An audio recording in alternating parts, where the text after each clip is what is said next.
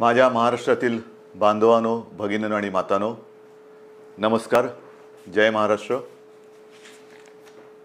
साधारणतः प्रत्येक आठवड्यामध्ये आपण अशा पद्धतीने भेटतो आहोत आणि मी बोलतो आहोत असं म्हणेन, पण मीच बोलतो आणि आपण ऐकता आहात. आणि आपण नुसते ऐकत नाही आहात, तर जे मी आपल्याला सांगतो आहे ते पूर्णपणाने त्या आपल्या सरकारच्या सूचना आपण हिमतीने आणि धैर्याने पाळत आहात. साहजिकच आहे, आज मी आपल्यासमोर येण्याचं कारण, आज 31 मे. लॉकडाऊन हा शब्द आता आपल्याला अंगवळणी पडलेला आहे.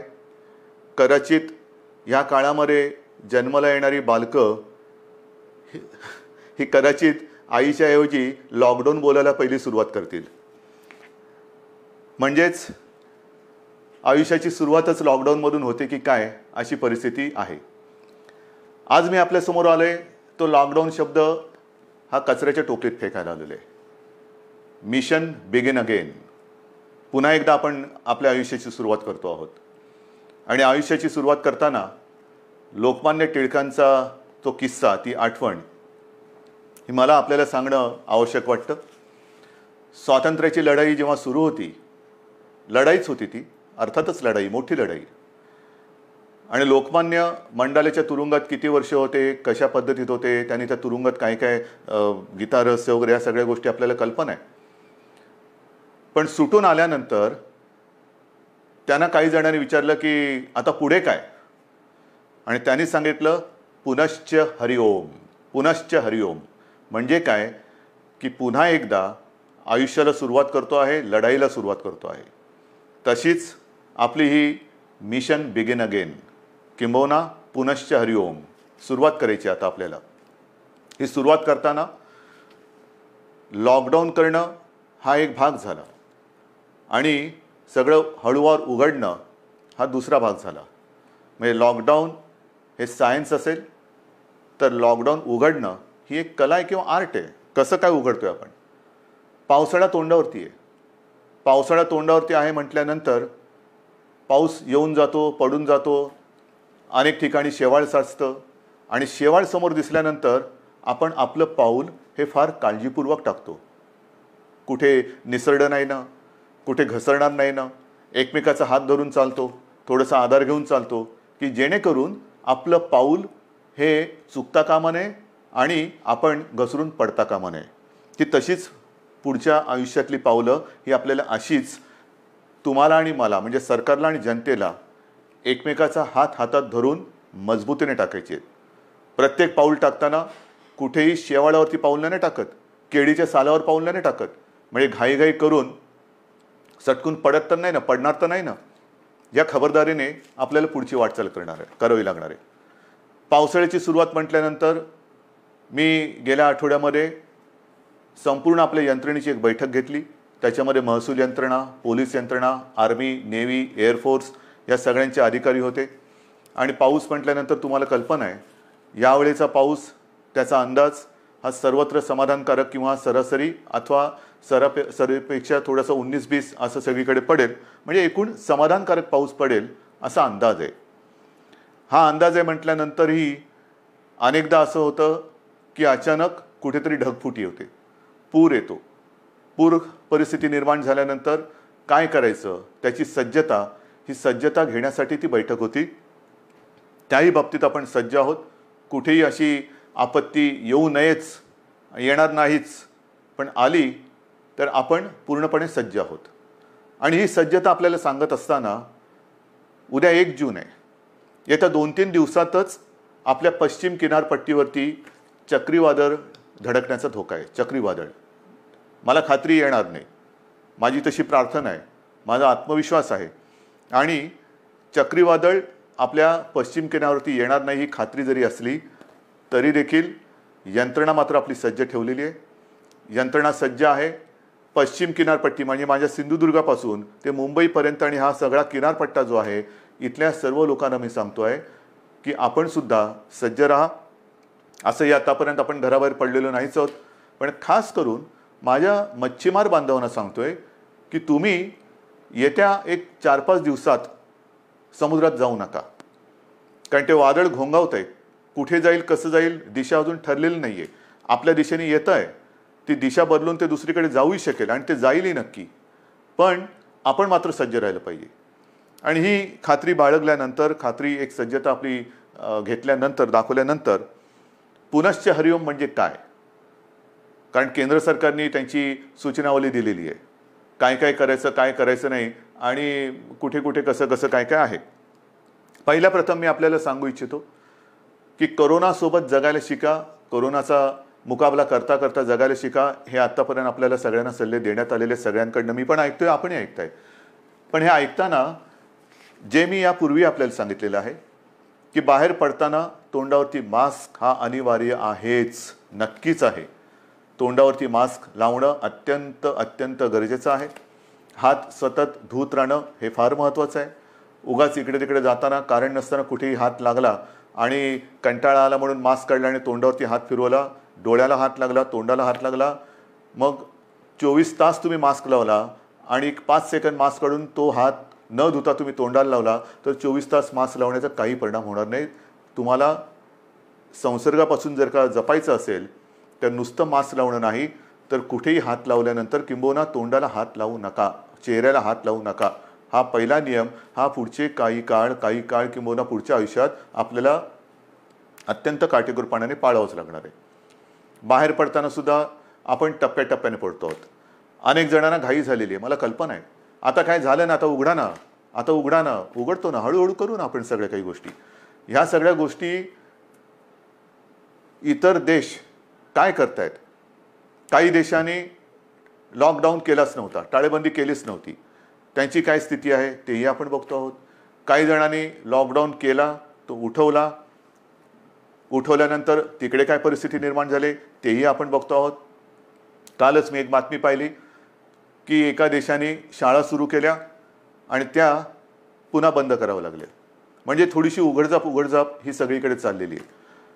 मला असं वाटतं आपण उघडझाप नाही करायची. आपण एकदा जी गोष्ट आपण चालू करू ती सुरूच ठेवायची. आणि तेवढी शिस्त, तेवढा संयम हा आता गेल्या 2 महिन्यात आपल्याकडे आलेला आहे. स्वयं शिस्त म्हणा किंवा एक जिद्द म्हणा, ही आपल्या अंगी आपण आणलेली आहे. जी गोष्ट आपण ज्याची सुरुवात करू ती पुन्हा बंद करण्यासाठी नाही, अजिबात नाही. आणि म्हणून मला असं वाटतं की हा एक वादळाचा धोका आहे, तो किनारपट्टीला आहे. त्या किनारपट्टीमध्ये आपण दक्षता तर घेतोच आहोत, पण इतरत्र संपूर्ण महाराष्ट्रामध्ये 3 तारखेपासून आपण थोडेसे हातपाय हलवायला सुरू करूया. एक हातपाय हलवायला सुरू करूया. हातपाय हलवायला सुरुवात करायची म्हणजे काय करायचं, तर अनेक जण हे सकाळी फिरायला जातात, चालायला जातात, संध्याकाळी जातात. काही माझी तरुण युवक मुलं ही व्यायाम करतात, आउटडोअर व्यायाम, आउटडोअर. अजूनही जिम, स्पा ह्यांना आपण चालू करायला परवानगी दिलेली नाही. जिथे गर्दी होऊ शकेल त्या गर्दीला परवानगी अजूनही दिलेली नाही. कोणत्याही सभा समारंभ आणि एकत्रित येण्याला परवानगी नाही. आणि म्हणून मी आपल्याला सांगतोय की बाहेर फिरताना सुद्धा आपण अंतर ठेवून फिरायचं आहे. एकमेकापासून जेवढं अंतर ठेवू ते अंतरच आपल्याला या कोरोनापासून अंतर ठेवायला मदत करणार आहे. त्याच्यामुळे बाहेर पडल्यानंतर अनेक दिवसानंतर आपले आप्तेष्ट भेटतील, मित्रमंडळी भेटतील, भेटलीच पाहिजेत. नाही भेटून चालणार कसं, भेटलीच पाहिजेत. पण भेटल्यानंतर एका अंतरावरनं आपण त्याच्याशी हाय हॅलो करा, नमस्कार वगैरे करा. जास्त गप्पा टप्पामध्ये एकत्रित येऊन रंगून जाऊ नका, दंगून जाऊ नका, कारण अजूनही ती वेळ आलेली नाही. ही आता पहिल्यांदा आपण एक ट्रायल करतो आहोत, ट्रायल घेतो आहोत. 3 तारखेपासून याची सुरुवात करतो आहोत.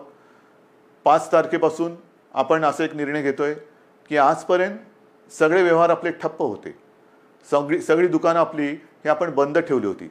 आता आपण काय करतोय, शहरं जी आहेत, लहान मोठी शहरं आहेत, तिकडे रस्त्याच्या दुतर्फा असलेली जी दुकानं आहेत, म्हणजे याही बाजूला दुकानं आहेत, याही बाजूला दुकानं आहेत, आपण 5 तारखेपासून सुरुवातीला एका बाजूची दुकानं उघडायची, मग ती एकदा झाल्यानंतर ह्या बाजूची, असं अल्टरनेट एक करत करत करत अंदाज घेणार की कशा पद्धतीने आपण सुद्धा ही सवय अंगी बांधवून कसं काम करत आहात. गर्दी अजिबात करायची नाही, कारण यापूर्वी सुद्धा आपण थोडे प्रयोग केले. ही जी झुंबड उडाली, नाईलाजाने आपल्याला ते बंद करावं लागलं. यापुढे ह्या गोष्टी होता कामा नयेत. ह्या गोष्टी टाळूनच आपण जे सुरू करू ते सतत आणि कायमचं सुरूच ठेवू. एक वेगळा आदर्श महाराष्ट्रापासून देशाने आणि जगाला घेतला पाहिजे की बघा महाराष्ट्र किती शिस्तबद्ध आहे. किती शिस्तबद्ध आहे. याने एकदा सुरू केलं, कदाचित इतरत्र ते बंद झालं असेल, पण महाराष्ट्राने नाही बंद होऊ दिलं. एवढा विश्वास माझा तुमच्यावरती आहे. तर एक 5 तारखेपासून दुकानं आपण चालू करू आणि नंतर पुढचा जो रविवार आहे आपलं सोमवार आहे तो 8 तारीख आहे. या 8 तारखेपासून आपण आपले कार्यालय सुरू करतो आहोत. कार्यालय सुरू करतो. तुम्हाला मी मंत्रालयाचं उदाहरण दिलं. सुरुवातीला मंत्रालय सगळं बंद करत असताना 50%, 25%, 5%, मध्ये एक काळ तर असा आला की 100% बंद करावं लागलं. मग हळूहळू पुन्हा 5%वर आणलं. आता आपण आपली ऑफिसेस जे आहेत त्या ऑफिसेसमध्ये आपल्या कर्मचाऱ्यांची संख्या ही साधारणतः 10% उपस्थितीवरून सुरू करू. एक 10% उपस्थितीने सुरू करू. त्याला काय आपल्याला अनुभव येतोय? केसेस वाढत आहेत का? कारण आत्ता आपण या काळामध्ये जे सुरू करतो आहोत तो खास करून आपला, मी मागेही आपल्याला सांगितलं होतं, कुठेतरी ज्याला आपण पीक म्हणतो म्हणजे सर्वोच्च बिंदू, त्याच्या एकतर जवळ जातो आहोत किंवा त्याच्यावरती आलेलो आहोत. ज्या केसेस वाढत आहेत, ज्या पद्धतीने त्या वाढलेल्या आहेत त्या बघितल्यानंतर आपण या पीकच्या जवळ किंवा त्या पीकवरती आहोत, म्हणजे त्या टिपेला पोचतो आहोत आपण किंवा पोचलेलो आहोत. काही काळ आता हा जो केसेस येण्याची संख्या जी आहे ही साधारणतः अशीच थोडीशी वरती खाली होत नंतर हळूवारपणाने एक आणखीन 8-15 दिवसानंतर ती खाली उतरायला लागेल. ही खाली उतरेल केव्हा उतरेल? जर आपण ही सगळी बंधनं पाळली तर. पुन्हा एकदा मी आपल्याला सांगतो की बाहेर पडताना आवश्यक ज्यांना नाही त्यांनी घराबाहेर पडू नका. विशेषतः जे आपले ज्येष्ठ नागरिक आहेत आणि ज्यांना खास करून मधुमेह, रक्तदाब, इतर काही व्याधी किंवा दुर्दैवाने आजार किंवा काही विकार असतील त्यांनी घराबाहेर पडू नये. कारण हा जो विषाणू आहे तो ह्या पद्धतीच्या ह्या वयोगटाच्या आणि या वर्गातल्या नागरिकांवरती फार घातक परिणाम करतोय. ज्या ज्या काही गोष्टी आपण बघतो आहोत गंभीर म्हणतोय त्याच्यामध्ये ह्या वर्गातली लोक म्हणजे ज्याला हाय रिस्क ग्रुप ज्याला म्हणतो आपण त्या वर्गातली लोक किंवा नागरिक हे त्याला जास्त त्याचा प्रादुर्भाव हा अतिशय गंभीरतेने होतोय, घातक ठरतोय तो. म्हणून साधारणतः 55 ते 60च्या वरच्या नागरिकांनी आणि ज्यांना या काही विकार किंवा काही आजार आहेत त्यांनी घराबाहेर पडता कामा नये. हे जरी घरात राहिले तरी मग प्रश्न येतो जे घराबाहेर पडणार आहेत साधारणतः मध्यमवयीन किंवा युवा, त्यांनी घराबाहेर पडल्यानंतर घरात गेल्यानंतर आपल्याला ज्येष्ठ आपले माता पिता आहेत, आई वडील आहेत, आजी आजोबा असतील, आणखीन कोणी ज्येष्ठ आपले नातेवाईक असतील, त्यांना आपल्याकडनं अनावधानाने सुद्धा हा संसर्ग होऊ द्यायचा नाही आहे. त्यानंतर ते घरात राहणार आहेत, आपण घराबाहेर जाणार, फिरणार आणि व्हायरस घेऊन घरात येणार. तर कृपा करून आपल्याकडनं अनावधानाने सुद्धा हा संसर्ग आपल्या वडीलधाऱ्यांना होणार नाही याची काळजी घ्या. घरात आल्याबरोबर आपले कपडे म्हणा किंवा आपण स्वच्छ हातपाय धुवून आंघोळ करून आणि एक अंतर ठेवून त्यांच्यासोबत राहिलं पाहिजे. कोणालाही कुठलंही लक्षण आढळलं, कारण याची लक्षणंसुद्धा मी आपल्याला सांगितलेले आहेत. सर्दी खोकला, कारण आता पावसाळा आलेला आहे, पावसाळा आला, सर्दी खोकला ताप, थोडंसं थकवा, तोंडाची चव जाणं, नाकाचा वास जाणं, ही जी काही अशी लक्षणं आहेत ही लक्षणं आढळली तर ताबडतोब आपल्या डॉक्टरना किंवा दवाखान्यात तिकडे तुम्ही जायला पाहिजे. लक्षणं वेळेत ओळखून जर आपण उपचार सुरू केले तर बरे होणाऱ्यांची संख्यासुद्धा खूप आहे, मोठी आहे संख्या. म्हणजे ती संख्या जर का मी तुम्हाला सांगितली तर एक दिलासादायक नक्कीच ती संख्या आहे. आत्तापर्यंत आज महाराष्ट्रामध्ये केसेस किती आहेत? महाराष्ट्राचा विचार केला तर साधारणतः 65,000 केसेस आहेत. 65,000 केसेस. पण या 65,000 केसेस कशा आहेत? ह्या आपला पहिला रुग्णसुद्धा याच्यात धरला जातोय. म्हणजे हे गेल्या वेळेला मी आपल्याला सांगितलं होतं की सुरुवातीला ज्याच्यामुळे कळलं की कोरोना आपल्या शहरामध्ये किंवा आपल्या राज्यामध्ये आलेला आहे तो रुग्ण आज बरा होऊन घरी पण गेला, कधीच गेला, पण तरीसुद्धा तो पहिला रुग्ण ह्या 65,000 धरला जातो. हे चूक आहे, ही चूक आहे. आणि तसं जर बघितलं तर आत्तापर्यंत 65,000मधून 28,000च्या आसपास हे रुग्ण बरे होऊन खडखडीत बरे होऊन घरीसुद्धा गेलेले आहेत. 28,000च्या आसपास. काही दुर्दैवाने जे काय मृत्यू घडले तोही आकडा आहे. पण ह्या आता जे आपल्याकडे रुग्ण ज्यांना म्हणतो म्हणजे ॲक्टिव्ह केसेस जे पॉझिटिव्ह आहेत त्याच्यामध्ये आजचा आकडा आहे साधारणतः 34,000 आहे. या 34,000मध्ये साधारणतः 24,000 रुग्ण हे असे आहेत की त्यांना कोणतीही लक्षणं नाही, त्यांना कोणत्याही औषधोपचाराची आज गरज नाही, ते आपल्या क्वारंटाईनमध्ये आहेत, काही पॉझिटिव्ह असल्यामुळे आयसोलेशनमध्ये आहेत. पण या 24,000मध्ये सुद्धा साधारणतः मध्यम ते थोडी तीव्र अशा लक्षणाचे आपल्याकडे साधारणतः 9,500 आहेत. म्हणजे महाराष्ट्राची परिस्थिती हाताबाहेर गेली, मुंबईमध्ये सगळी वातात लागलेली आहे, लष्कराला बोलवा, राष्ट्रपती राजवट लावा. त्यांना म्हणे हे आकडे बघा, हे आकडे बघा ना, हे आकडे बोलके आहेत. हे का आपण करू शकलो? 9,500 यांना साधारणतः मध्यम ते तीव्र लक्षणं आहेत आणि त्याच्यापैकी साधारणतः 1200 जण मात्र हे थोडे गंभीर आहेत. त्याच्यापैकी 200 जण हे व्हेंटिलेटरवरती आहेत. म्हणजे 65,000 जो आकडा आपण ऐकतो आहोत आणि बापरे महाराष्ट्रामध्ये काय चाललंय, मुंबईमध्ये काय चाललंय, काय सरकार काय काम करते की नाही आहे, तर 65,000 आकड्यामध्ये 28,000 घरी गेलेले आहेत आणि अतिगंभीर जर म्हटले तर 200 रुग्ण हे व्हेंटिलेटरवरती आहेत. आता व्हेंटिलेटरवरती सुद्धा जे आहेत यापैकी सुद्धा काही जण हे म्हणजे आत्ताचे नाहीत, आत्तापर्यंतच्या 65,000 मी बोलतोय, यापैकी काही जण व्हेंटिलेटरवरनं सुद्धा व्यवस्थित बरे होऊन घरी गेलेले आहेत. ही वस्तुस्थिती आहे. आणि म्हणून मला आजही असं वाटतं की जे काही आपल्याबद्दलचं एक चित्र किंवा महाराष्ट्राला बदनाम करण्याचं कारस्थान दुर्दैवाने काही आपली म्हणणारी माणसं करतात तेव्हा दुःख होतं. पण हे जरी खरं असलं तरी एका गोष्टीचं मला नक्कीच समाधान आहे की आपला विश्वास जो सरकारवरती आहे त्याच्यामुळेच सरकार हे काम करू शकतोय. आता जसं मी तुम्हाला दुकानांचं सांगितलं, मैदानाचं सांगितलं, ऑफिसेस सांगितलं, तसंच पुढच्या रविवारपासून आपण वृत्तपत्रसुद्धा घरपोच द्यायला परवानगी देतो आहोत. कारण आपली वृत्तपत्र वाचण्याची सवयच गेली. वृत्तपत्र वाचण्याची सवय गेली कारण सकाळ होते तीच आपली पेपर आणि चहापासून. तर पुढच्या रविवारपासून वृत्तपत्रांसुद्धा घरपोच पोचवण्याची आपण परवानगी देत आहे. पण ही परवानगी देताना एक गोष्ट मात्र दक्षता घ्यावी लागणार. मी वृत्तपत्र विक्रेत्यांशी मी बोललेलो आहे आणि त्यांना मी सांगितलं की वृत्तपत्र विक्रेते जी आपली मुलं आहेत ती सुद्धा मुलं आहेत, त्यांना सुद्धा आपण काळजी घेतली पाहिजे, त्यांची काळजी घेतली पाहिजे. त्यांना देखील आपल्याला मास्क द्यावा लागणार, त्यांना एक हँड सॅनिटायझरची बाटली द्यावी लागणार. वेळोवेळी त्या मुलांनी सुद्धा आपले हात हे धुत राहिले पाहिजेत, तोंडावरती मास्क हा कायम ठेवला पाहिजे वृत्तपत्र वितरण करताना. आणि अशा पद्धतीने वृत्तपत्रसुद्धा वितरण करण्याची परवानगी आपण पुढच्या रविवारपासून देत आहोत. मैदानाची परवानगी मी तुम्हाला सांगितलेली आहे. सार्वजनिक ठिकाणी आपण फिरायला जाऊ शकता, व्यायाम करायला जाऊ शकता आणि ती वेळ आपण पहाटे 5 पासून संध्याकाळी 7 वाजेपर्यंत अशी मुभा ठेवलेली आहे. पहाटे 5 म्हणजे ज्यांना आपण मॉर्निंग वॉक जो म्हणतो, ज्यांची सवय आहे लवकर उठून फिरायला जायचं, आपण पुन्हा एकदा सकाळी 5 वाजल्यापासून पहाटे 5 वाजल्यापासून संध्याकाळी 7 वाजेपर्यंत ह्या सगळ्या सार्वजनिक स्थळांचा म्हणजे मैदानं असतील, सी फेस आहे आपला, इतर ग्रामीण भागातल्या काही गोष्टी असतील, तलाव आहेत, कुठेही इकडे या पहाटे 5 ते संध्याकाळी 7 वाजेपर्यंत आपण निश्चित निसर्गाच्या सान्निध्यात जाऊ शकता, फिरू शकता, मैदानी व्यायाम करू शकता. पण हे व्यायाम करताना आरोग्य कमावण्यासाठी म्हणून त्याचा उपयोग करा. एकत्रित येऊन जे आरोग्य आपलं आहे ते बिघडून देऊ नका. अंतर हे ठेवलंच पाहिजे, हे मी पुन्हा पुन्हा सांगतोय.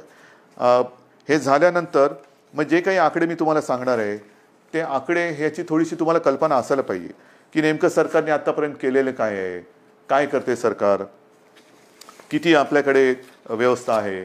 तर ज्या वेळेला हे संकट कोरोनाचं आलं कोणालाच कल्पना नव्हती की हे किती वाढेल आणि त्याच्यासाठी तयारी किती करावी लागेल. म्हणजे साधी गोष्ट आहे की आपल्याकडे राज्यामध्ये प्रयोग म्हणजे ज्या टेस्टिंग लॅब ज्या आहेत त्या नाही आहेत अशातला भाग नाही. पण याच्यासाठी जी टेस्ट करावी लागते त्याची सुविधा ही फक्त 2 ठिकाणी होती.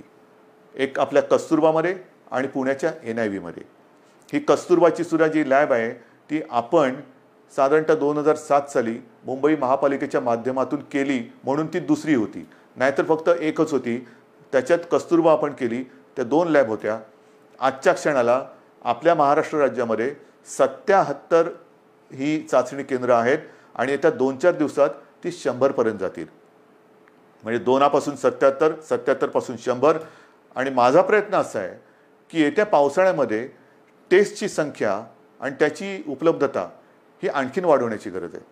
कारण पाऊस म्हटल्यानंतर भिजणं हे आलंच, सर्दी खोकला शिंकणं, थोडा ताप, फ्लू हा आलाच. आणि तो आल्यानंतर लॅबची संख्या वाढवणं, चाचण्यांची क्षमता वाढवणं आणि त्याचबरोबर ह्या टेस्ट ज्या आहेत, ह्या चाचण्या ज्या आहेत, त्या केंद्र सरकारशी सुद्धा आपण बोलतो आहोत की त्याची जी किंमत आहे, त्याची जी एक किती पैसे त्याला लागतात ती किंमत ही आपल्याला खाली आणायची, सर्वसामान्यांच्या आवाक्यामध्ये ती आणायची. सरकारकडनं तर आपण मोफत करतोच आहोत, पण ज्याला कोणाला असं वाटलं की मला थोडंसं अस्वस्थ वाटते, मला टेस्ट करून घ्यायची आहे, तर त्यांनी ती टेस्ट करून घेण्यासाठी त्याला त्याच्या गावात, त्याच्या शहरात, त्याच्या घराच्या आजूबाजूला जास्त लांब न जाता कुठे आपण किती प्रमाणात उपलब्ध करून देऊ शकतो ते सुद्धा आपल्याला करायचं आहे. तर ही एक लॅबची संख्या आपण वाढवलेली आहे, आणखीन वाढवतो आहोत. मग अनेकदा अशी तक्रार येते की रुग्णाला बेडच मिळत नाही आहे. दुर्दैवाने थोड्याफार प्रमाणात ही तक्रार खरी आहे आणि ती तक्रार एक सुद्धा असता कामा नये ह्याच्याकडे सरकारचं लक्ष आहे. पण त्याच्याकडे जर का आपण बघितलं तर जे मी आपल्याला सांगितलं की आपल्याकडे ह्या लॅबची संख्या ही 2 होती, 2ची 77 आणि 77ची आता आपण 100 आणि पुढच्या काळात 100हून अधिक करतो. तसं आपल्या राज्यात इन्फेक्शनसाठी जी हॉस्पिटल्स होती ती फक्त 3 होती. आयसोलेशन सुविधा ज्याच्यात असतील अशी 3 होती. आता ती जवळपास 2576, 2500च्या आसपास आपण केलेले आहेत. मग 3पासून 2500. बेड्स किती होते? बेड्स साधारणतः 400च्या आसपास होते आयसोलेशन. ते आता 2.5 लाखाच्या वर महाराष्ट्रामध्ये झालेले आहेत. महाराष्ट्रात 2.5 लाखाच्या वर. त्याच्यामध्ये साधारणतः 25,000 बेड्स हे ऑक्सिजनची सुविधा देऊ शकतील असे आहेत. कारण आपल्याला मी जे सांगितलं की आत्तापर्यंत जे रुग्ण आपले हॉस्पिटलमध्ये उपचार घेत आहेत त्यांच्यापैकी 200 जण व्हेंटिलेटरवर आहेत. म्हणजे व्हेंटिलेटर फार थोड्या जणांना लागत आहेत, कोणालाही लागूच नाहीत, पण फार थोड्या जणांना लागत आहेत. जास्तीत जास्त रुग्णांना ऑक्सिजन लागतोय. ऑक्सिजनची सुविधा देणारे बेड्स हे आपण मोठ्या प्रमाणावरती तयार केलेले आहेत, आणखीन सुद्धा करतो आहोत.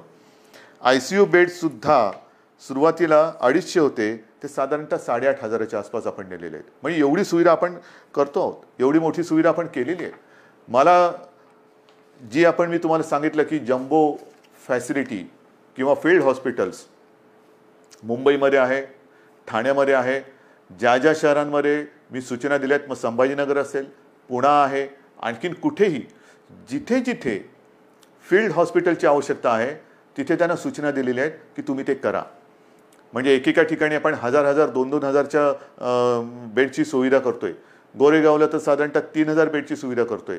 इतर देशांनी, इतर राज्यांनी अशी सुविधा किती जणांनी उपलब्ध केली असेल, किती जणांनी संख्या वाढवली असेल हे आता सगळीकडे स्पष्ट झालेलं असेलच. पण महाराष्ट्राने मात्र गेले 2 महिने उपचाराकडे लक्ष दिलेलं आहे, सुविधांकडे लक्ष दिलेलं आहे.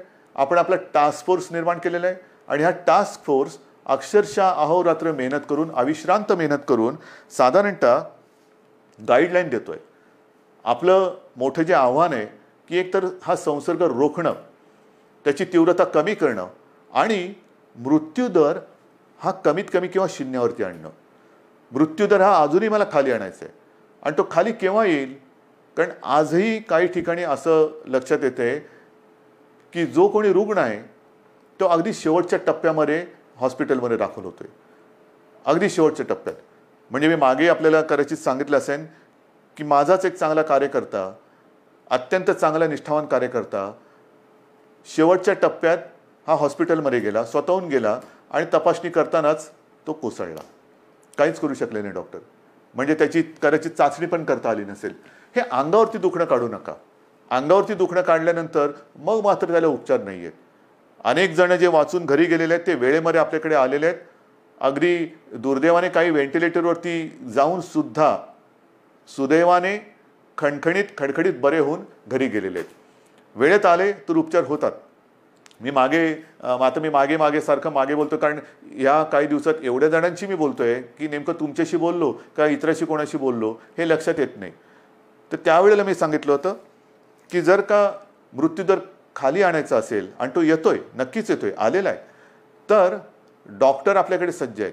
पण डॉक्टरना 2 गोष्टी वेळेत मिळाल्या पाहिजेत. एक म्हणजे औषधं, ती औषधं आपण त्यांना देतो, आणि सगळ्यात महत्त्वाचा भाग म्हणजे पेशंटसुद्धा वेळेमध्ये जर का डॉक्टरांच्या हातात आला तर डॉक्टर, तुम्हाला कल्पना नाही, अक्षरशः एखाद्या योद्ध्याला साजेल असा पराक्रम करतायत. कोणत्याही टोकाला जाऊन त्याला वाचवण्याची शर्थ करतायत, आणि त्याला मी तर म्हणेन यशसुद्धा येते. आता ही आरोग्यविषयक तुम्हाला माहिती दिल्यानंतर साधारणतः एक महत्त्वाचा मुद्दा होता, तो म्हणजे इतर राज्यातले मजूर. या मजुरांना सुद्धा आपण आत्तापर्यंत 12-1 लाख, किंबहुना त्याच्याहून जास्त असेल, माझ्याकडे आकडा आहे माझ्याकडे, 12-1 लाखापेक्षा नाही, हे बघा, सुमारे 16 लाख मजुरांना रेल्वे आणि बसेसने आपण इतर राज्यात सोडलेली. सुमारे 16 लाख लोकांना रेल्वेतनं आणि बसेसमधून आपण परराज्यात सोडलेलं आहे. साधारणतः 800 ट्रेन्स, 11 लाखाच्या वरती. मी आज पियुष गोयलना धन्यवाद देतोय, कारण गेल्या वेळेला बोलले तर थोडंसं त्यांना राग आला होता. पण पियुषजी, आज मी तुम्हाला धन्यवाद देतोय, मुद्दामून धन्यवाद देतोय, कारण आपण त्यावेळेला ते मनावर घेतलं आणि खरंच तुम्ही ट्रेन्स उपलब्ध करून दिल्या. त्याच्यामुळे साधारणतः 11 लाखाच्या वरती, 11.5 लाखाच्या आसपास मजुरांना आपण त्यांच्या गावात, त्यांच्या राज्यात जाऊ दिले. एस टीने आपल्याला साधारणतः 42,000पेक्षा 42,500 एस टी बसेसद्वारे आपण 5.25 लाख मजुरांना राज्याच्या सीमेपर्यंत सोडलेले आहे. आणि याच्यावरती आपण आत्तापर्यंत मुख्यमंत्री सहायता निधीतून जवळपास 85 ते 90 कोटी रुपये खर्च केलेले आहेत. 85 ते 90 कोटी रुपये. साधारणतः 22पेक्षा जास्त फ्लाईट्सद्वारे 3,000पेक्षा जास्त नागरिक आपण महाराष्ट्रात आणलेले आहेत. 7 जूनपर्यंत आणखीन काही फ्लाईट्स येत आहेत. तर अशी ही सुरुवात होते. शिवभोजन थाळीसुद्धा ही आजपर्यंत आपण 838 केंद्र राज्यात कार्यरत केलेली आहेत. 1 ते 30 मे, फक्त 1 ते 30 मे या काळात या शिवभोजन थाळीच्या योजनेतून आपण 32,77,778 शिवभोजन थाळ्याच्या माध्यमातून एवढ्या लोकांना, म्हणजे 32 लाखाच्या आसपास लोकांना आपण भोजन देण्याची व्यवस्था केलेली आहे. मुख्यमंत्री सहायता निधीत आतापर्यंत 352 कोटी रुपये आपण संपूर्ण आले. त्याच्यापैकी 111 कोटीपेक्षा जास्त हे कोविडसाठी आपण खर्च केलेला आहे. आणि या सगळ्या गोष्टी चालू आहेत. उद्योगधंदे सुरू होत आहेत. 7.5 लाखापेक्षा जास्त मजूर हे कामावरती आलेले आहेत. उद्योगाने तर आपण परवानगी दिलेली आहे. आणखीनही उद्योग आपण सुरू करतो आहोत. आता हे सगळं सुरू करत असताना जसा पावसाळा सुरू होतो आहे तसंच आपलं शैक्षणिक वर्ष सुरू होत आहे. शाळा कशा सुरू करायच्या, कॉलेजेस कशी सुरू करायची, विशेषतः विद्यापीठांच्या परीक्षांचं काय करायचं, अंतिम वर्षाची परीक्षा घ्यायची नाही घ्यायची, कधी घ्यायची, सगळ्याचा विचार सुरू आहे. पहिल्यांदी कॉलेजच्या विद्यापीठाच्या अंतिम वर्षाच्या परीक्षेबद्दल मी बोलतो. कालसुद्धा मी त्याच्याबद्दल कुलगुरूंची एक बैठक घेतली. विभागवार सगळ्या कुलगुरूंची मतं मी आजमावून घेतली. सगळ्यांचं मत एक आहे, परीक्षा घ्यायची असेल तर तातडीने परीक्षा घेण्यासारखी आजची परिस्थिती नाही आहे. कारण ते कुलगुरू जरी असले, मी मुख्यमंत्री जरी असलो, तरी आमच्यातला पालक हा आजही जिवंत आहे. अनेक पालकांची एक चिंता आहे की कोविड सगळीकडे, कारण थोडाफार आता आपल्या राज्यामध्ये सुद्धा तो हळूवार पसरलेला आहे. आटोक्यात तर नक्की आणू आपण, पण तो पसरत असताना आमच्या मुलांना आम्ही परीक्षेला पाठवावं का? काही लाख विद्यार्थी हे परीक्षेसाठी एकत्र येणार, किती अंतर ठेवणार, पेपर कसे वाटणार, पेपर तपासणार कसे, मग काय करायचं? म्हणून आपण सगळ्यांनी मिळून एक असा तोडगा काढलेला आहे की अंतिम वर्षाच्या ज्या परीक्षा आहेत त्या परीक्षा घेण्यापूर्वी एक असा मुद्दा आला, आणि मला असं वाटतं तो बरोबर आहे. आपण एक निर्णय असा घेतलेला आहे की साधारणतः जेवढे सेमिस्टर झालेले आहेत त्यांची सरासरी काढून त्या विद्यार्थ्यांना मार्क्स द्यायचे आणि त्या विद्यार्थ्यांना तसं पास करायचं. कारण साधारणतः गेले किती सेमिस्टर झाले असतील, किती वर्षाचे झालेत, ते एक सरासरी काढली तर आपण त्या सरासरीचा विचार करू शकतो आणि ते ॲग्रिगेट करून त्यांना पास करायचं, की जेणेकरून त्यांचं आयुष्य थांबणार नाही. परीक्षा कधी घेणार? जूनमध्ये घेऊ शकतोय? नाही. जुलैमध्ये घेता येईल? सांगता येत नाही. ऑगस्टमध्ये येईल? कल्पना नाही. मग कधी घेणार आपण परीक्षा? मग तोपर्यंत विद्यार्थ्यांनी करायचं काय? नुसतं ताटकळून राहायचं, लोंबकळत राहायचं? अजिबात नाही. शिक्षणाचा खेळखंडोबा हा होऊ द्यायचा नाही. ज्या मुलांनी अंतिम परीक्षेपर्यंत आपला अभ्यासक्रम पूर्ण केलेला आहे, केवळ आत्ता परीक्षा घेऊ शकत नाही म्हणून त्या कॉलेजच्या उंबरठ्यावरती त्यांनी जर का त्यांना अडून ठेवलं तर तो उंबरठा पार करून ते आपल्या जगामध्ये प्रवेश कधी करणार? ते पाऊल कधी टाकणार? म्हणून आपण असं ठरवलेलं आहे की या विद्यार्थ्यांना जेवढे सेमिस्टर झालेत त्याची सरासरी करून मार्क्स देऊन पास करायचं. आणि पास केल्यानंतर जर का कोणाला असं वाटत असेल की ठीक आहे रे, पण मला अजूनही मी मार्क्स मिळवू शकत होतो, जर परीक्षा झाली असती ना तर मी आणखीन चांगले मार्क्स मिळवू शकलो असतो, ठीक आहे, तुम्हालाही आपण संधी देतो. साधारणतः एक अंदाज घेऊन ऑक्टोबर असेल, नोव्हेंबर असेल किंवा सप्टेंबर असेल, आपण बघूया. पण ज्यांना जर का वाटत असेल की मी परीक्षा पण मला द्यायची होती कारण मी अधिक मार्क कमवू शकत होतो, तर आपण त्यावेळेला परीक्षा घेऊन ज्यांना परीक्षेला बसून अधिक मार्क्स मिळवण्याची जर का त्यांची इच्छा असेल तर त्यांच्यासाठी सुद्धा परीक्षा घेण्याची आपण एक तयारी ठेवतो आहोत. तूर्त त्यांना आपण पुन्हा एकदा सांगतो, जेवढे सेमिस्टर झालेत ते ॲग्रिगेट करून त्यांना मार्क देऊन आपण त्यांना त्यांच्या आयुष्यामध्ये पाऊल टाकायला आपण संधी देत आहोत. ज्यांना परीक्षा द्यायची असेल त्यांच्यासाठी जेव्हा आपण घेऊ शकतो परीक्षा त्यावेळेला परीक्षेची सुद्धा सोय करतो आहोत. म्हणजे त्यांना एकदा या टेन्शनमधून आपण मोकळं करतो आहोत. मग आता राहिला प्रश्न, अंतिम परीक्षा तुम्ही निर्णय दिलात, पहिलं वर्ष सुरू कसं करणार? पहिलं वर्ष सुरू करणार, पहिली कशी सुरू करणार? विद्यापीठ झालं, शाळेतल्या पहिलीची सुरुवात कशी करणार? कारण शैक्षणिक वर्ष सुरू होते. आज सुद्धा जसं कॉलेजच्या विद्यार्थ्यांचा जसा प्रश्न आहे, शाळेच्या विद्यार्थ्यांचा प्रश्न आहे. शाळा आपण सुरू करायच्या का? काही ठिकाणी तर शाळा आपल्याला नाईलाज म्हणून क्वारंटाईनसाठी वापरावं लागल्यात. त्या करता येतील, त्या सगळे ते क्वारंटाईनमधली व्यवस्था दुसरीकडे करून निर्जंतुकीकरण करून पुन्हा एकदा शाळा सुरू करू शकतो आपण. पण ह्या जर का शाळा सुरू केल्या तर मी सुरुवातीला जे आपल्याला सांगितलं, काही देशांमध्ये सुरू केलेल्या शाळा ह्या बंद कराव्या लागल्या. मला आता काही बंद नाही करायचे. आणि त्याच्यासाठी जसं मी आता लॉकडाऊन शब्द बाजूला ठेवून मिशन बिगिन अगेन किंवा पुनश्च हरिओम म्हणतो आहे, तसं शाळा कधी सुरू होणार पेक्षा शिक्षण कसं सुरू करायचं. शाळा हे एक माध्यम आहे. शाळेत सगळे विद्यार्थी येतात, शिक्षक त्यांच्या समोर असतात. आज देखील ग्रामीण भागामध्ये आपल्याला ऑनलाईन शिक्षण याची सुविधा आपण देऊ शकत नाही आहोत. मग काही जणांनी आजच दुपारी मी मोठ्या शिक्षण तज्ज्ञांची एक बैठक घेतली. अनेक जणांनी हे सगळे पर्याय सांगितले की आमच्याकडे शाळा सुरू करू शकतो कारण ग्रामीण भागामध्ये आम्ही हे करू शकतो. काही जणांनी सांगितलं शाळेमध्ये सुद्धा एक दिवसाआड शाळा सुरू करायची का? काही जणांनी सांगितलं आम्ही ऑनलाईन शिक्षण तर आधी सुरू केलेलंच आहे. मी त्यांना असंच म्हटलं की शाळा सुरू करण्यापेक्षा शिक्षण सुरू करायचं आहे. जर आपल्याला ग्रीन झोनमध्ये किंवा जिथे प्रादुर्भाव नसेल, अत्यंत सुरक्षित सगळं अंतर वगैरे ठेवून ग्रामीण भागात शाळा सुरू करू शकत असू, तिकडे पूर्ण खबरदारी घेऊन आपण शाळा सुरू करू शकतो का? ही शक्यता मला काही दिवसात सांगा. शहरांमध्ये ऑनलाईन शिक्षण हे कसं सुरू करायचं त्याच्यावरती आपण विचार सुरू केलेला आहे. ऑनलाईनमध्ये मग काही मोबाईल कंपन्यांशी आपण बोलू की काही डेटा तुम्ही कसा देऊ शकता आम्हाला, टी व्हीद्वारे कसं आपण देऊ शकतो, रेडिओच्या माध्यमातून कसं करू शकतो, ई लर्निंग म्हणजे SD कार्ड देऊन आपण कसं सुरू करू शकतो, लॅपटॉप किंवा टॅब, ज्यांच्याकडे लॅपटॉप आहेत त्यांच्याकडे टॅब आहेत, ज्यांच्याकडे काही फोन आहेत त्याच्यात SD कार्ड टाकून ई लर्निंगद्वारे सुरू करू शकतो का? आठवड्यातून शाळेमध्ये किती दिवस येऊ शकतो? शाळेचं निर्जंतुकीकरण वगैरे ती जबाबदारी सरकारची, त्याच्यात तुम्ही काळजी करू नका. स्वच्छता राखणे ही जबाबदारी सरकारची. पण खरंच शहरांमध्ये आपण शाळा सुरू करू शकतो का? आणि सुरू करू शकत नसू तर ऑनलाईन पद्धतीने शिक्षण आपल्याला सुरू करायला पाहिजे. थोडक्यामध्ये जिथे जिथे ऑनलाईनने आपण सुरू करू शकतो तिथे ऑनलाईनने शिक्षण सुरू करू. जिथे आपण शाळा सुरू करू शकत असू तिकडे शाळेतनं शिक्षण सुरू करू. जिथे आपल्याला वाटत असेल की समजा आपल्याला SD कार्ड देऊन आणखीन काय करून शिक्षण सुरू करायचं असेल तर तेही करू शकतोय.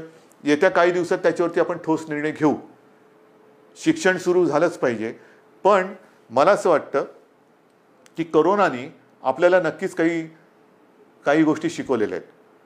कोरोनाने आपल्या स्वतःकडे बघायला हे नक्कीच शिकवलेलं आहे. स्वतःकडे पाहायला शिकवलं आहे, आपल्या कुटुंबाकडे पाहायला शिकवलेलं आहे, आपल्या मुलांकडे, मग शिक्षणाकडे, आरोग्याकडे. आजपर्यंत कदाचित आरोग्य असेल आणि शिक्षण असेल यांना तेवढं प्राधान्य दिलं गेलं नसेल कदाचित.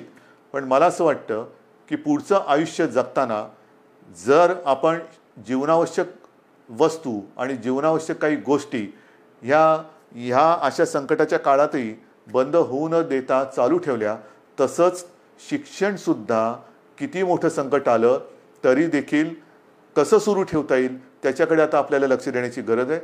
आरोग्य सुविधासुद्धा मोठ्या प्रमाणात वाढवण्याची गरज आहे. जसं आपण इकडे विशेषतः मुंबईपासून सुरुवात केली आपण, field hospitals, Bandra Kurla complex असेल, वरळीचे एक्झिबिशन ग्राउंड आहे, तिकडे मोठी फील्ड किंवा जम्बो फॅसिलिटी म्हणून हॉस्पिटल्स उभारली. मी असं ठरवलेलं आहे, आपल्या सरकारने असं ठरवलेलं आहे की येत्या काळात आरोग्याला प्राधान्य द्यायचं, शिक्षणाला प्राधान्य द्यायचं. शहरांमध्ये म्हणजे ग्रामीण भागामध्ये सुद्धा, ग्रामीण भागातली छोटी मोठी शहरं आहेत त्या शहरांमध्ये त्या त्या जिल्ह्यांच्या आवश्यकतेनुसार इन्फेक्शन हॉस्पिटल्स, जी इतर वेळेला तिकडे काही कार्यक्रम चालतील, जसं वरळीचं आपलं गोरेगावचं एक्झिबिशन ग्राउंड आहे, तिथे इतर काही कार्यक्रम चालतात. वरळीला डोम आहे, इतर वेळेला इतर काही कार्यक्रम चालतात. ते कार्यक्रम चालू ठेवायचे, पण हॉस्पिटलची सुविधा ही तिकडे सज्ज ठेवायची. जर गरज लागली तर तिथे 2 ते 3 दिवसात हॉस्पिटल उभारता आलं पाहिजे. उभारता म्हणजे सगळ्या सुविधा ज्या आहेत, म्हणजे बेड्स या सगळ्या पटपट मांडून हॉस्पिटल सुरू होईल. इतर वेळेला लग्नसराई असेल, प्रदर्शनं असतील, कृषीची प्रदर्शनं असतील, इतर काही कार्यक्रम असतील, सभा समारंभ असतील, त्याच्यासाठी ते वापरले जातील. पण आरोग्य सुविधा मात्र जेव्हा गरज लागेल तिथे कमीत कमी वेळेत त्या आपल्याला उपयोगात आणता येतील अशा पद्धतीने राज्यभर आरोग्य सुविधासुद्धा आपण निर्माण करणार आहोत. एकूणच जे मी आपल्याला सुरुवातीला बोललो होतो की आपण खबरदारी घ्या, आम्ही जबाबदारी घेतो. आता खबरदारी आणि जबाबदारी दोन्ही एकत्र करण्याची वेळ आलेली आहे. जबाबदारी सरकारने घेतलेली आहे, खबरदारी आपण घेतलेली आहात. आता खबरदारी आणि जबाबदारी संपूर्ण वाट आपली ही असं समजा की निसरडी आहे. एकमेकाचा हात हातात धरून दोघांनाही कुठे धोका होणार नाही. म्हणजे सरकारला तसं नाही, सरकार तसं पडूच शकत नाही. तुम्ही सोबत असल्यानंतर तसं सरकार कोणी पाडू शकत नाही. मला सरकारची चिंता नाही आहे. पण आयुष्यात कुठेही आपल्याला घाईघाई करून घाईगर्दीने आपलं पाऊल चुकता कामा नये, पाऊल घसरता कामा नये. याची खबरदारी घेऊन जे करू ते ठामपणाने करू आणि जे करू ते पुन्हा बंद कधी करणार नाही या आत्मविश्वासाने एक एक पाऊल पुढे टाकत जाऊ. Mission begin again. पुनश्च हरिओम. जय हिंद, जय महाराष्ट्र.